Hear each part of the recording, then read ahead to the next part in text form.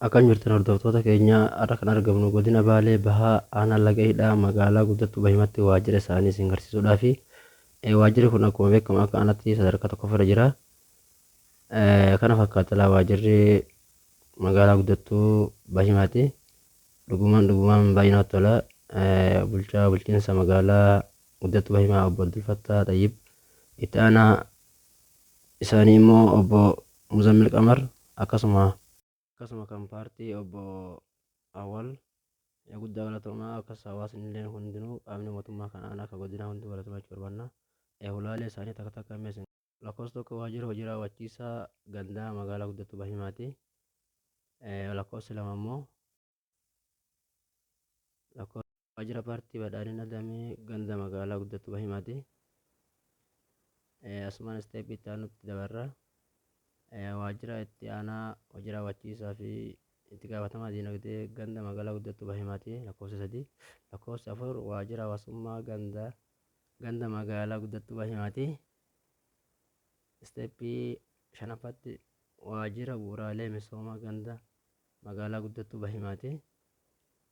Inni 6ffaan waajjira nagaa fi milishaa ganda magaalaa guddattuu Bahimaati.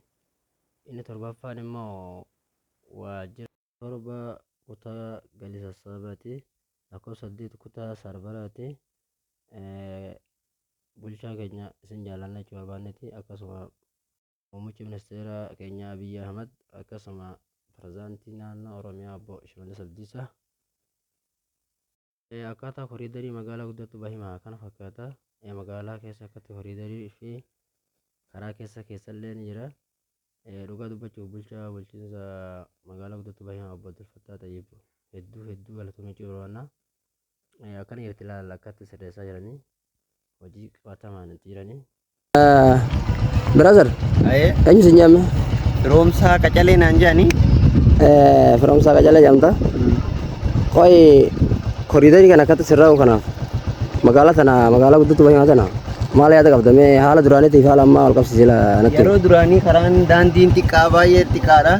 Namni ammoo ijoolleen xixiqqoon wanti akka mootoosaayikilii fi makiinaa kun yeroo baay'ee adagaan akka carraa nama qunnamaa ture. Amma garuu bulchaan ammoo eegga magaalaa tana dhufe baay'ee magaalaa tana sirreechee haala gaariin daandii tana achi bal'isee waan baay'ee namatti toludha. Hedduu galatoomii jechuun barbaadeessan illee bulchalleeni. Atiillee guddaa galatoomii ati nu kenniteefi. Ati eenyu si nyaanne?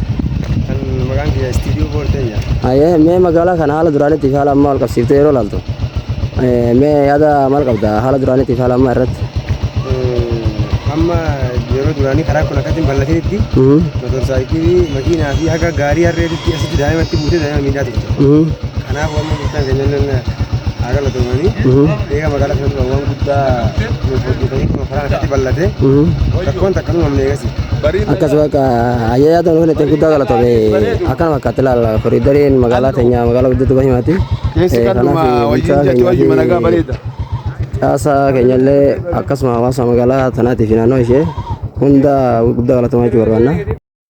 Niitoorkii kanaan dura yeroo hedduu dalaguu hin turre bulchaan keenya akkatti nu sirreesse haala kanaan bakka halkanii guyyaa liivii dalagaa jira ammaan tana akkatti namatti tola. Akkasuma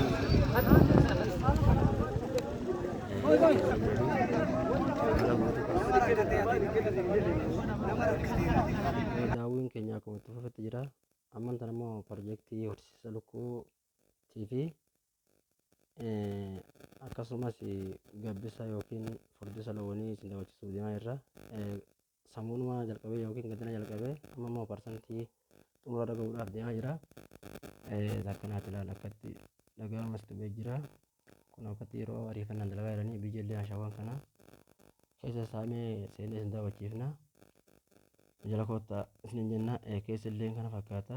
Haaluma kanaan ijaaramee akkatti xumuramutti jira. Parsantii xumura dhagee jira. Kanaaf waan hordoftanii nu wajjin daawwattaniif hedduu galatoomaa isinitti barbaada. Baay'ee nagaan naa jiraadha.